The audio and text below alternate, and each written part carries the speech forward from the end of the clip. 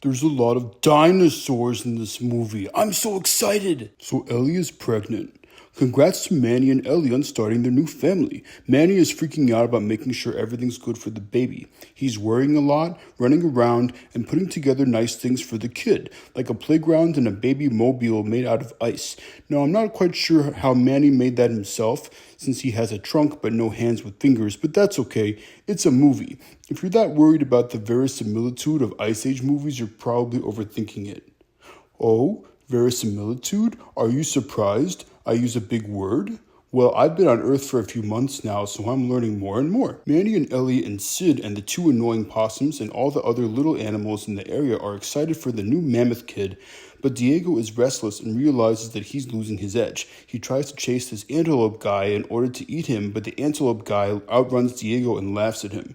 So Diego's all like, I'm leaving, and Manny gets really offended. Sid learns about this too, and he starts to get worried that everybody's going to go their separate ways and he'll be left all alone, so he wants to become a parent too. Except, usually you gotta find a special someone and get to know them, and I can't tell you about the next part because kids are not supposed to learn about that until they're older. Anyway, Sid finds these 3 eggs under the ice that are just sitting there unattended. Not suspicious at all. These eggs are really big, and Sid doesn't think about who they might belong to. He even gives them names: Egbert, Shelley, and Yoko, all of which are egg jokes. I think the last one might be a reference to this lady from Japan who was an artist and married this guy named John Lemon who liked Beatles. I might be wrong about that. I still have a lot to learn about Earth pop culture. So Manny tells Sid, hey, what are you doing? Go put the eggs back. But Sid says, no, and he leaves them out in the sun while he takes a nap. Silly Sid. Everyone knows when you put eggs under heat, they're more likely to hatch, which of course they do. And it turns out they're dinosaurs. This is so great. I'm Sir Dinosaur from Planet X, and I've never seen dinosaurs in an Earth movie before. Hopefully they're cool dinosaurs and not sneaky jerks like that Duke Dinoslop who kicked me out of my homeworld. But it turns out that none of the dinosaurs talk in this movie. I guess dinosaurs on Earth don't talk? Weird. Some of the dinosaurs on Planet X are really chatty and won't shut up. Sid tries his best to raise baby T-Rex dinosaurs, but of course he's totally unprepared for this and they wreak havoc. Yeah, T-Rexes are a handful. I should know since I am one. The T-Rex mom shows up and she gets mad, of course. Mama T-Rex takes her kids back along with Sid and goes under the ice where they all came from. Dang, Sid got off easy, honestly. If I had some dinosaur eggs with my kids and Sid tried to take those, he'd be introduced to Sir Dinosaur's tail and I'd smack him all the way into next week. Anyway, Manny and the gang follow to go rescue Sid. Diego comes along too, and even Ellie despite being pregnant. Manny didn't like that idea, but she really won't be talked out of it. They go underground after Mama T-Rex, and turns out there's this whole world underground that has trees and grass and stuff. It doesn't make any sense, but I guess that's what we're going with.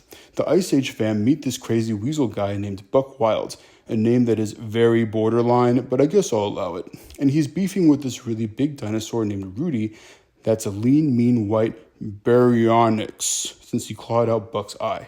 There's a lot of running around and run-ins with dinosaurs that don't like the Ice Age guys stomping on their territory, and eventually Ellie starts having the baby. But she gets separated since these Guanlong dinosaurs show up and cause trouble. So Manny and Diego stay behind to protect her while Buck and the possums go to find Sid. Buck and the possums ride on a Harpactognathus, but they're chased by a bunch of Quetzalcoatlus.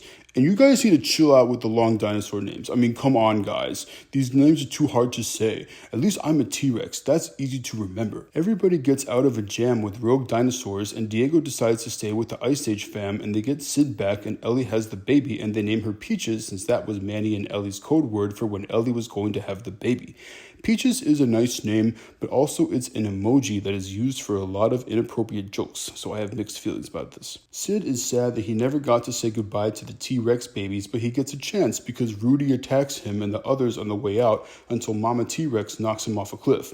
Sid says bye to the T-Rex family, the Ice Age fam all goes back up to where the Ice Age is, and Buck stays behind since he realizes Rudy isn't dead yet and maybe he can get Rudy to chill out.